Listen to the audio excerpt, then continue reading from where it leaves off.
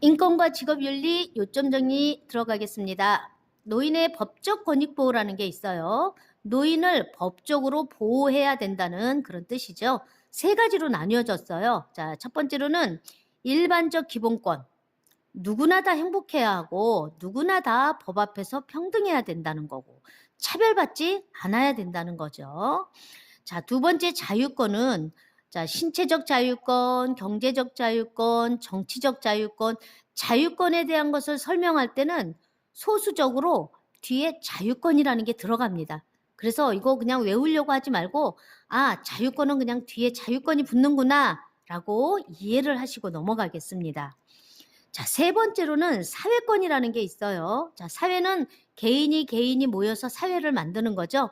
요 작은 틀은 뭐 요양보호권이라든가 노동권이라든가 의료 보장에 대한 권리 이런 게 들어가 있는데 요거는 혼자 하는 게 아니라 많은 사람들이 모여서 우리가 장기요양보험료를 내고 그거를 우리가 혜택을 받는 거거든요. 그래서 사회권을 생각하실 때는 큰 틀을 생각해 주셨으면 좋겠어요. 그래서 이 권익보호라는 건 세 가지는 일반적 기본권, 자유권, 사회권 이렇게 세 가지로 나누어진다라고 이해를 하고 넘어가겠습니다. 재가와 시설에 대해서 나옵니다. 재가는 제가 설명드렸죠. 집에서 서비스를 받는 거, 집에서 계시는 거. 그래서 말 그대로 집에 계시면서 최소한의 경제활동을 할 수 있는 거, 그리고 또 건강보험을 통해서 건강을 예방할 수 있는 거, 그리고 환경을 좀 더 좋게 만들어지는 거, 이게 재가 놓인 인권보호입니다. 그럼 시설은 뭐냐? 시설은 이제 등급을 받으셨다면 이제 물론 방문 요양은 재가 노인의 인권보호에 들어가지만 뭐 주요야간보호센터라든가 요양원 이런 데서의 생활을 시설생활 노인이라고 합니다. 그래서 이걸 구체적으로 한번 요점 정리해 보겠습니다. 자, 입소 전 단계라는 게 있어요. 이 시설을 입소하기 전에 뭔가 알아봐야죠. 가까이 가서 알아보는 걸 시설 정보에 대한 접근성을 보장받을 권리. 그래서 입소 전 단계는 이거 하나밖에는 없습니다.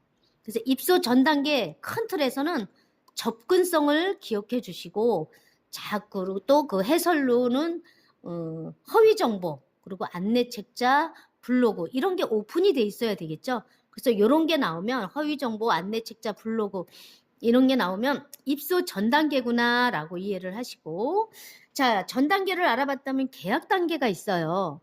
계약 단계는 두 가지로 나뉘어집니다. 첫 번째로는 충분한 정보를 제공받을 권리, 스스로 입소를 결정하고 계약할 권리 이렇게 두 분류로 나눠지는데 자, 이것도 이해하기 쉽게 충분한 정보를 제공받을 권리는 돈과 연관되어 있다라고 생각하십시오. 계약을 할 때 자부담이 얼마입니다. 비급여 머리 자르는 건 얼마입니다. 기저귀는 얼마입니다라는 걸 이 충분한 정보에서 설명을 들어야 되는 겁니다.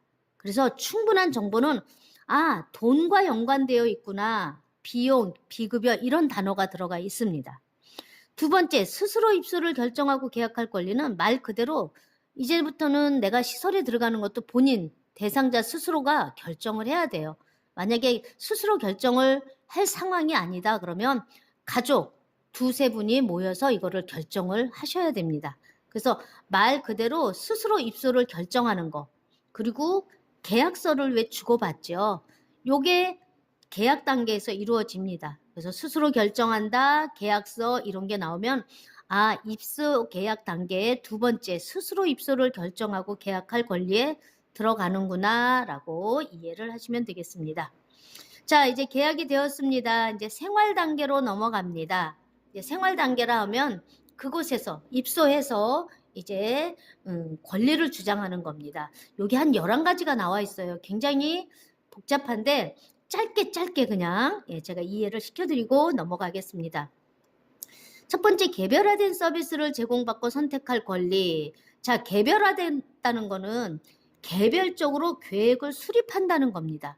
그래야 서비스가 들어가죠. 개별적으로 계획을 수립한다를 생각해 주시고 두 번째, 안락하고 안전한 생활 환경을 제공받을 권리가 나옵니다. 자, 안락이라는 거는 가정을 생각해 주세요. 예전에는 가정과 같은 안전한 생활 환경을 제공받을 권리 이렇게 나왔었거든요. 근데 그걸 빼고 안락이라는 게 들어가는데 안락이라는 단어가 나오면 아, 이거 집이구나 이렇게 이해를 주십시오. 그리고 사례라는 게 있어요. 근데 사례도 시험 문제에 가끔 나옵니다. 그래서 요 첫 번째는 사례가 없어요. 개별화된 서비스를 제공받는 거에는 사례가 없고, 두 번째 안락하고 안전한 생활 환경을 제공받을 권리에는 입소 전이면 어디에 있었다는 거죠? 그렇죠. 가정에 있었다는 겁니다. 그래서 가정, 그리고 침대, 바닥 생활 이런 사례가 나오면 안락을 찍어주셔야 됩니다. 세 번째, 사생활 및 비밀 보장에 대한 권리. 사생활은 개인정보라고 생각을 해주세요. 사생활은 개인정보다. 그래서 사례에는 함부로 시설에 가서 막 사진을 찍습니다. 그리고 내가 시설에 들어가 있지만 휴대전화가 필요하다. 이런 거를 느낍니다. 그래서 이런 사진 찍는 거, 휴대전화가 나오면 아, 이거는 사생활 및 비밀 보장에 대한 권리구나 라고 생각을 해주시고, 네 번째, 존엄한 존재로 대우받을 권리. 자, 존엄한 존재라는 건 인권을 박탈당하지 않는 거, 또 자괴감을 느끼지 않는 게 존엄한 존재예요. 그렇죠? 그래서 노인인 권리, 인권 이런 단어가 나오면 존엄한 존재를 기억해 주시고, 사례로는 시설에 계시는데 한 방에 계시는데 어떤 어르신 한 분으로 인해서 다른 사람들이 피해를 보고 있다.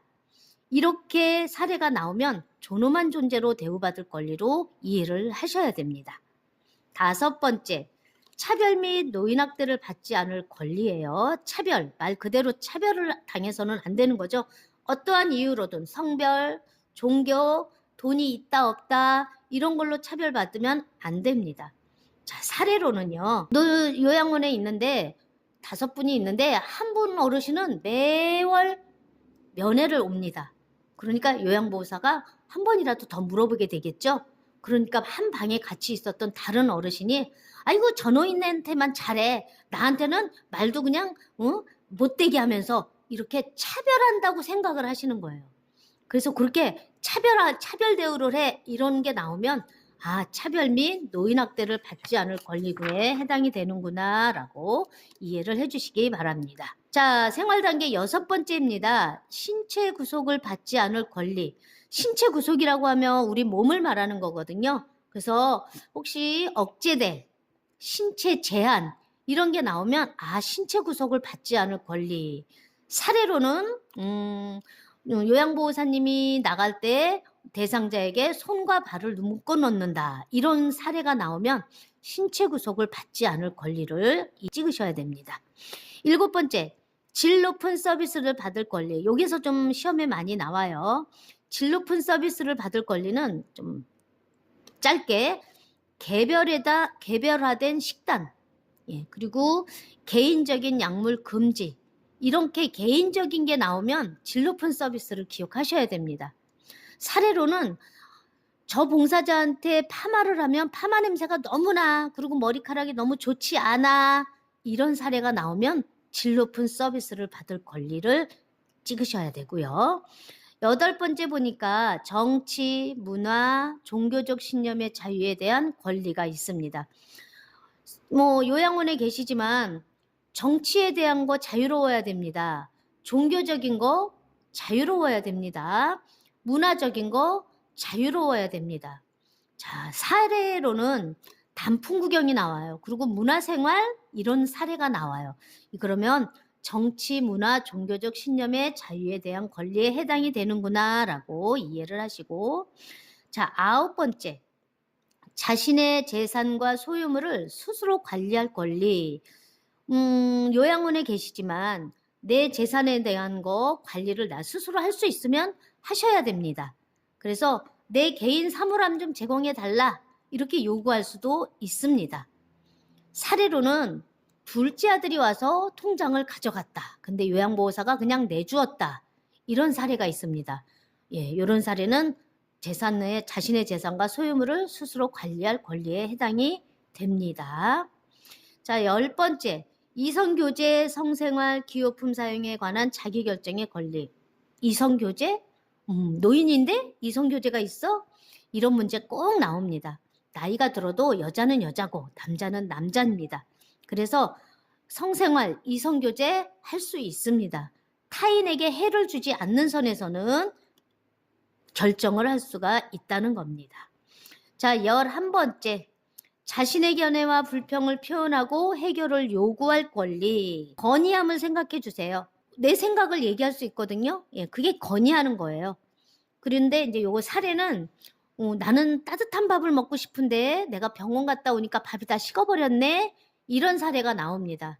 그러면 이런 사례는 불평을 기억해 주시고 자신의 견해와 불평을 표현하고 해결을 요구할 권리로 이해를 하셔야 됩니다. 자, 마지막 퇴소 단계입니다. 노인 스스로 퇴소를 결정하고 거주지를 선택할 권리가 있습니다. 나 집에 가고 싶다, 집에 가고 싶다. 예, 병원에 계시면서도 그런 말씀하시면 병원에 집으로 모시고 와야 된다는 거죠. 자, 사례로는 시설에 계시는데 몸이 안 좋아져서 입원을 하거나 병원으로 전원을 하는데 이거를 대상자한테는 물어보지 않고 그냥 관리자나 보호자가 결정을 해서 쉥 갑니다. 이러면 안 된다는 겁니다. 의식이 없어도 듣는 건 다 듣는다 그랬거든요. 그래서 입원을 해야 된다, 집으로 옮긴다 이럴 때 꼭 얘기를 하는 겁니다. 어르신 집으로 갑니다. 아프셔서 병원에 갑니다. 예, 잘 다녀오세요. 이렇게 못 듣는 것 같지만 다 듣는다는 거 우리가 인식을 해야 됩니다.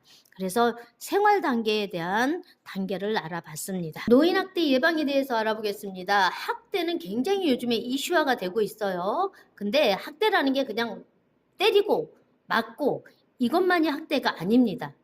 여기서 보면 노인학대 유형해가지고 학대가 7가지로 나뉘어져 있어요. 그래서 요 구분만 하실 수 있어야 됩니다. 시험에서도 구분하는 건 형태의 문제가 나옵니다. 자, 한번 보겠습니다. 신체적 학대입니다.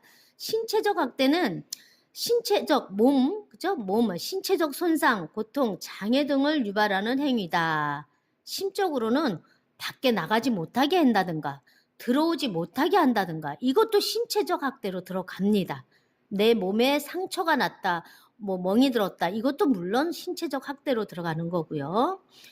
구분을 하실 수 있으면 되겠습니다. 자, 정서적 학대입니다. 정서적 학대는 말로 하는 거.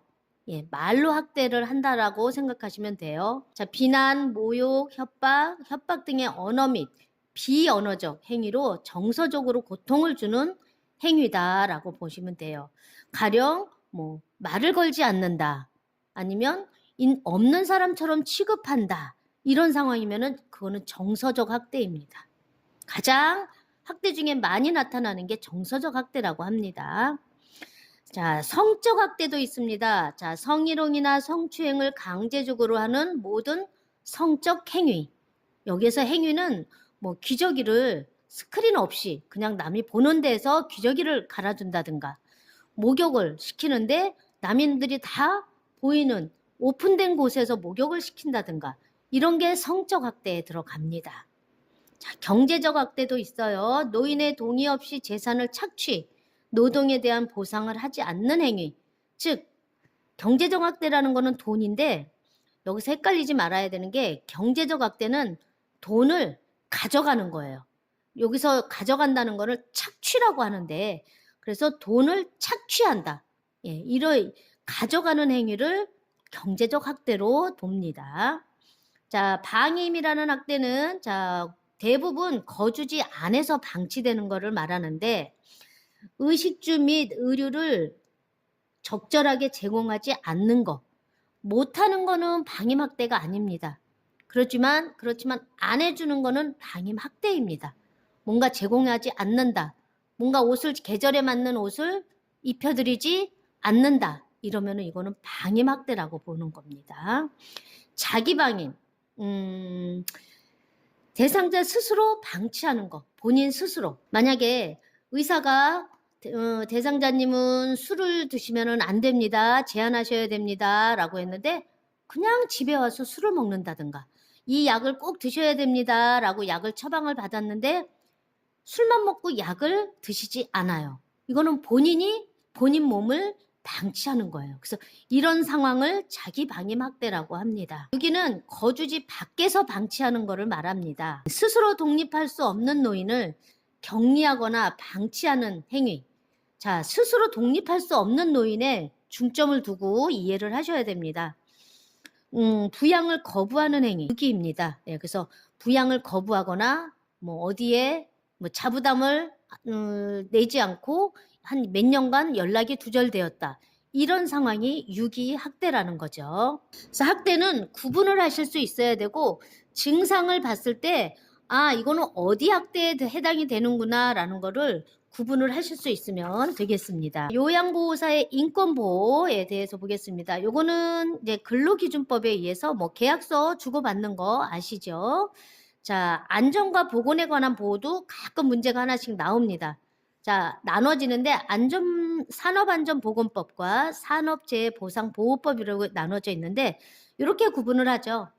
산업안전보건법은 다치기 전에 어떤 일을 중지했습니다. 예, 그랬을 때 처벌을 해서는 안 된다는 거예요.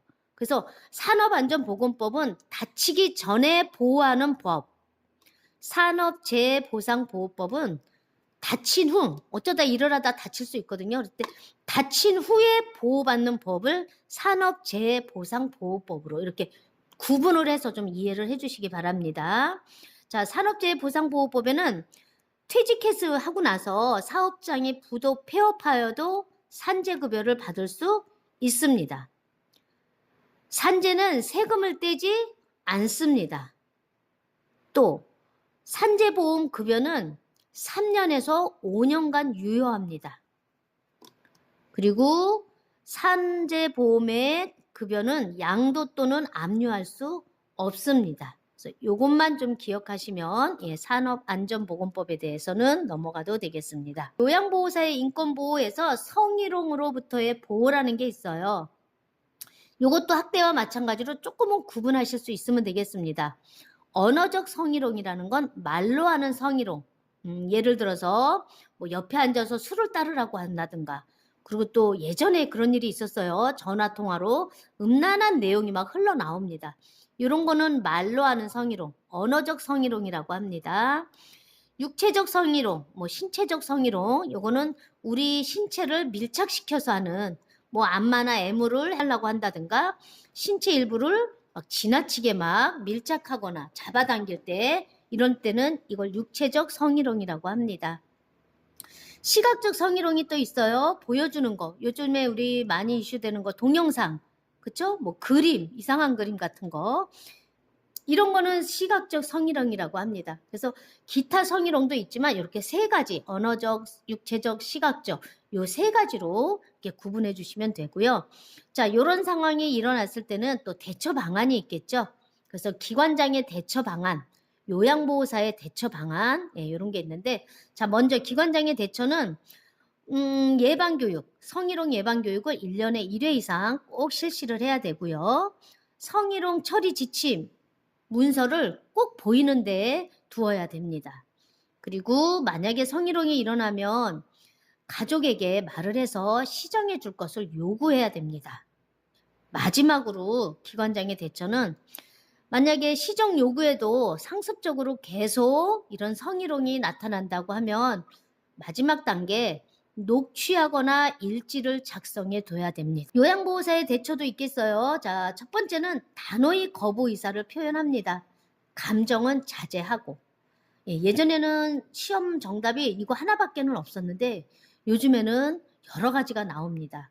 자, 기관 담당자에게 보고하여 기관에서 적절한 조치를 취하게 한다. 성희롱은 우리가 학대는 의심만 돼도 신고예요. 근데 성희롱은 보고입니다. 신고가 아니라 보고. 그래서 기관 담당자, 기관자에게 반드시 보고를 합니다. 그리고 나서도 만약에 안 된다 그러면 외부의 전문기관에 상담 도움을 받는 게 마지막 단계입니다. 최근 시험에 이런 문제가 나왔었어요. 기관장의 대처 방법으로 옳은 것은, 근데 이제 문제 1, 2, 3, 4, 5가 나와 있겠죠? 거기 하나에 이렇게 나와 있었어요. 요양보호사를 외부 전문기관에 상담을 받도록 도와주었다. 이거는 요양보호사의 대처가 아니라 기관장의 대처죠. 그래서 요게 정답이었습니다. 그래서 요것도 구분만 조금 해주시면 되겠습니다. 요양보호사의 직업윤리 원칙 알아보겠습니다. 자, 원칙은 꼭 지켜야 되는 거죠. 그래서 선생님들이 원칙, 태도 이런 시험을 볼 때는 옳은 것만 기억하시면서 찍으시면 됩니다. 가령 자, 대상자를 차별 대우하지 않는다. 옳죠? 예. 그리고 업무의 경과와 결과를 관리 책임자에게 보고한다. 또 업무를 수행하기 위해 지속적으로 지식과 기술을 습득한다.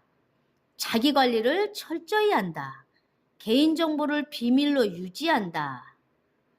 타 전문직 등과 적극적으로 협력한다. 학대를 발견했을 때는 노인보호 전문기관이나 경찰서에 신고한다. 서비스에 대한 물질적 보상을 받지 않는다. 대상자와 수직적인 관계가 아니고 상호 대등한 관계이다. 자, 우리가 원칙을 이렇게 봤는데 다 우리가 살아가는데 우리가 기본적인 상식에 옳은 거잖아요. 그래서 원칙과 태도는 그렇게 어렵지 않습니다. 상식선에서 옳은 거를 선택하시면 되겠습니다. 태도도 마찬가지입니다. 대상자를 하나의 인격체로 존중해야 된다. 그리고 항상 겸손한 태도를 유지한다.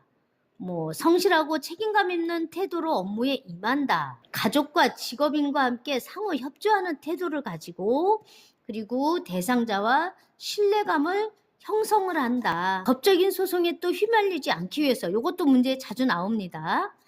정확히 내용을 기록하는 겁니다. 내가 한 행동에 대해서 내가 근무한 거에 대해서 정확히 기록을 하고요. 대상자 욕구 파악에 대해서 정해진 정책과 절차에 따른다. 또 서비스에 대해서 확실하지 않을 때는 나 스스로 결정을 하면 안 되고 도움을 요청합니다. 관리자한테. 학대가 의심된다면 노인보호 전문기관이나 경찰서에 신고합니다. 우리 윤리적 직업윤리의 원칙과 태도의 옳은 점입니다. 근골격계 질환이 발생하는 상황. 이제 우리 몸도 중요하거든요. 요양보호사님 몸을 이제부터는 예방하는 차원에서 여기서는 보겠습니다. 자, 상황은 반복적이고 같은 동작, 내 몸이 그리고 내 몸이 불안정한 자세일 때, 무거운 물건을 들 때, 갑자기 무리한 힘을 줄 때, 그리고 내 몸이 피곤하고 지칠 때, 대상자를 들어서 옮길 때 나타납니다. 근골격계 질환. 자, 근골격계 질환이라는 거는 뼈와 뼈끼리 이렇게 연결된 것을 말하거든요. 어깨, 허리, 손목 이런 거를 말합니다. 그래서 우리 몸이 이런 상황이 일어났을 때는 근골격계 질환이 발생이 되는 거고, 자, 환경적인 것도 있습니다. 미끄럽거나 물기가 있는 바닥, 평평하지 않은 바닥, 그리고 매우 어지럽혀져 있거나 작업장이나 통로가 복잡할 때, 정비 수리가 되지 않는 보행로 또는 고장난 장비, 적절하지 않은 계단 높이, 밤 근무 시 어두운 조명, 이런 거가 있을 때는 이런 환경에서는 근골격계 질환이 발생이 되겠죠. 그래서 상황은 내 몸에 나타나는 거, 환경은 주위에서 나타나는 거다라고 이해를 하시면 되겠습니다. 자, 이제 구체적으로 들어가 보면 자, 어깨 통증이 나옵니다. 어깨 통증은 상체를 많이 쓰는 직업군에서 많이 발생함. 그러니까 상체를 많이 쓸 때 어깨 통증이 일어난다는 거죠. 이렇게 통증이 일어났을 때 저희는 이제 사회복지 쪽이기 때문에 스트레칭이 나옵니다. 그래서 예방법만 이해하시면 되겠습니다. 자, 어깨 통증 스트레칭은 팔을 반대편 어깨 쪽으로 쭉 펴고 반대편 손으로 팔꿈치를 지그시 당겨준다. 팔꿈치를 잡고 몸통 쪽으로 지그시 당겨준다. 팔꿈치 부위를 잡고 뒤쪽으로 지그시 눌러준다. 수건을 지그시 잡아당겨서 유지한다. 자, 저희가 근골격계에 대해서 이제 5가지를 공부할 텐데 스트레칭도 5가지가 있겠죠? 근데 이거 저희가 다 못 외워요. 그래서 같은 단어로 나오는 팁으로 외우자고요. 그래서 어깨 통증은 지그시, 지그시, 지그시, 지그시가 나옵니다. 그래서 지그시가 나오면 아, 이거 어깨 통증 스트레칭이구나 라고 이해를 하시기 바랍니다. 자, 두 번째, 손목 통증이 있어요. 손목 통증은 다른 말로 수근관 증후군이라고도 합니다. 그래서 손가락이 아프고 또 저리고 통증이 있을 때 이거를 수근관 증후군이라고 합니다. 자, 손목 통증에 대한 스트레칭이 있겠죠? 자, 손을 앞으로 향하게 하고 팔을 전방으로 쭉 편 다음 부드럽게 잡아당긴다. 손끝이 바닥을 향하게 하고 팔을 전방으로 쭉 편 다음 부드럽게 잡아당긴다. 스트레칭 방법이 두 가지입니다. 두 가지 다 뒤에 보면 부드럽게 잡아당긴다, 부드럽게 잡아당긴다로 끝납니다. 그래서 손목 통증은 부드럽게 잡아당긴다로 기억하겠습니다. 또 아까 우리 얘기했죠. 수근관 증후군이라고. 자, 이 수근관 증후군을 알아보는 방법이 있습니다. 요거는 1분 이상 손등을 맞대고 살며시 뛸 때 찌리릭 찌리릭 저립니다. 그러면 이게 수근관 증후군입니다. 그래서 1분 이상 손등을 맞대 본다 이렇게 나오면 아, 요거 수근관 증후군을 알아보기 위한 것이구나 라고 생각을 하시면 되고, 시험에 이런 게 또 나왔었어요. 통증이 악화될 때 손을 털면 통증이 일시적으로 악화된다. 자, 우리가 저릴 때 손을 털면 좀 덜 저리죠? 완화된다고 교재에 분명히 나와 있는데 시험에서는 악화된다 이렇게 나온 적이 있어요. 그래서 이런 것도 좀 구분을 잘 해주시기 바랍니다. 자, 세 번째, 요통을 예방하면서 물건을 이동하는 방법. 요통이라고 하면 허리거든요. 자, 꼭 알아두기 있습니다. 그래서 요통은 거의 여기에서 문제가 나와요. 자, 보면 허리를 펴고 무릎을 굽혀 몸의 무게중심을 낮추고 지지면을 넓힌다. 딱 이것만 알면 돼요. 허리는 펴는 겁니다. 시험에 이렇게도 나와요. 허리를 편안하게 구부리고 일어선다. 이렇게 나온 때도 있는데 허리를 구부리는 거는 절대 정답이 아닙니다. 무릎을 굽혔으면 무릎을 펴야 되죠. 그래서 무릎을 펴고 무릎을 굽히고 이게 정답입니다. 그리고 물건을 든 상태에서 방향 전환 시 몸통을 돌리지 않고 발을 움직인다. 우리가 발을 움직여야 허리에 무리가 가지 않습니다. 그리고 물체를 들을 때 몸 가까이 위치하여 들어 올린다. 그렇죠? 가까이 들어야 좀 덜 힘듭니다. 멀리 있으면 허리도 아프고 더 무겁습니다. 그래서 몸 가까이. 침대나 높고 넓은 바닥에 있는 물체를 움직일 때는 한쪽 무릎을 위로 올리고 자세를 낮추어 움직인다. 몸을 이용해서 일어나는 겁니다. 어르신을 누워있을 때 일어내킬 때 우리 몸도 누워있다가 같이 일어나야 되는 겁니다. 그래서 자세를 낮추어 움직인다라고 했습니다. 자, 스트레칭 방법. 요통은 거의 교재를 보면 누워서 한다는 말이야. 누워 이렇게 나옵니다. 그래서 스트레칭으로는 누워를 기억해 주시면 요거는 요통 스트레칭 방법이구나 하시면 됩니다. 네 번째는 목 통증이라고 있어요. 자, 목을 구부리거나 위로 올려다보는 작업을 많이 할 때 발생한다. 자, 목이 뻣뻣하고 목덜미가 당기는 증상, 그리고 어지럼증과 같은 두통이 나타나고 어깨, 팔, 손 전체 혹은 부분적인 통증이 나타납니다. 이 목 통증 증상은 굉장히 헷갈려 하셔요. 어깨, 팔, 손 전체 혹은 부분적인 통증, 이게 목하고 연관이 돼 있다는 겁니다. 그래서 이 증상은 한 번 더 읽고 지나가시면 좋겠습니다. 목 통증 스트레칭은 자, 턱을 가볍게 목 쪽으로 당긴다. 두 번째, 머리를 지그시 뒤로 젖힌다. 세 번째, 머리를 앞으로 숙이고 지그시 양손으로 눌러준다. 머리를 옆으로 기울이고 머리를 천천히 옆으로 돌린다. 그래서 목 통증 스트레칭은 머리를 기억해 주세요.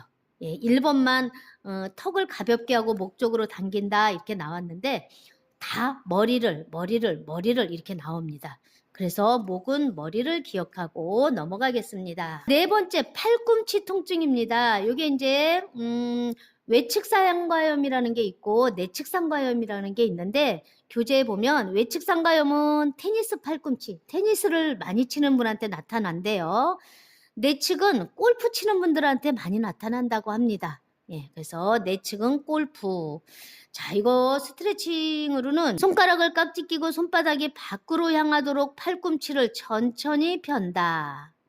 손가락이 몸 쪽으로 향하도록 바닥을 짚고 내발기기 자세를 취한다.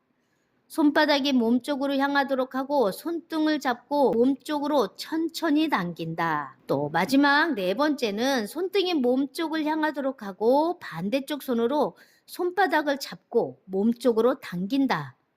천천히 당기며 회전시킨다. 이렇게 했거든요. 그래서 팔꿈치는 우리가 뭘 기억을 할까 그랬는데 천천히, 그쵸? 그리고 내발기기, 예, 회전 이런 게 나오면 아, 이거 팔꿈치 통증 스트레칭이구나 라고 이렇게 이해를 하고 가시면 좋겠습니다. 근골격계 초기 치료가 또 있습니다. 자, 초기 치료는 간단하게 그냥 요 정도만 알고 있으면 될 것 같아요. 초기 치료는 손상 후 24시간에서 72시간 내 혹은 1일에서 3일입니다. 요게 초기 치료예요. 그리고 자, 휴식이라는 게 있는데 어쨌든 피곤하면 쉬셔야 됩니다. 이게 초기 치료예요.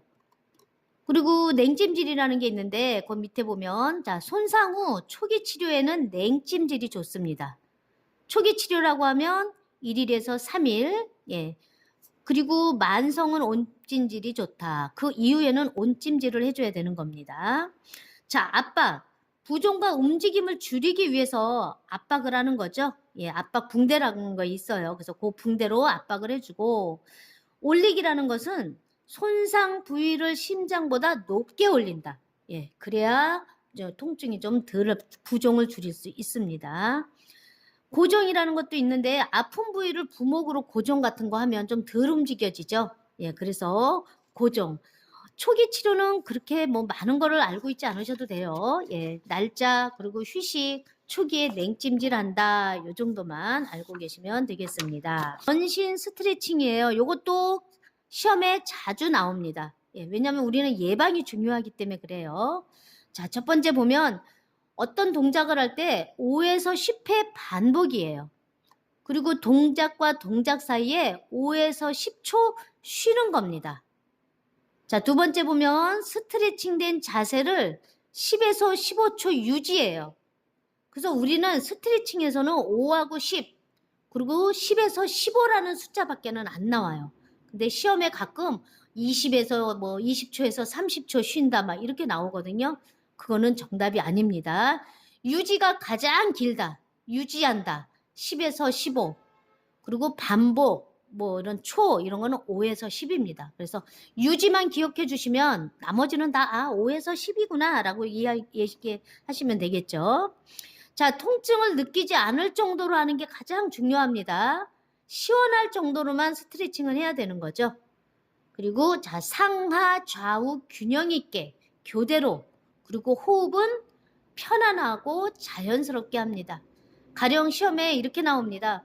호흡은 20에서 30초 정도 멈추고 스트레칭을 지속한다. 호흡은 멈추면 죽습니다. 예, 죽는다고 생각을 하시고 그냥 호흡은 편안하게 한다라고 이해를 하시면 되겠습니다. 마지막으로 요양보호사의 감염 예방입니다. 예, 감염 예방은 한 5가지가 나와요. 첫 번째 결핵. 결핵은 2, 3주 기침 발열 체중 감소 수면 중 식은땀 여기에 하나가 더 넣었으면 좋겠어요. 흉통이라는 게 있습니다. 결핵은 흉통으로 나타날 수도 있다는 겁니다. 그래서 결핵 검사를 하고 또 보호장구 착용을 하고 햇빛에 약해서 침구 등을 일광 소독하는 게 감염 예방법입니다. 가령 이렇게도 또 문제가 나와요. 최근에 대상자가 결핵을 앓았다는 것을 알았다. 요양보호사의 대처 방법으로 옳은 것은 이렇게 나와요. 최근에 결핵을 앓았다면 나도 결핵 검사를 해봐야 되는 거죠. 그래서 보건소 가서 엑스레이를 찍어본다든가. 근데 과거에 대상자가 결핵을 앓았다는 사실을 알았다. 대처 방법을 옳은 거.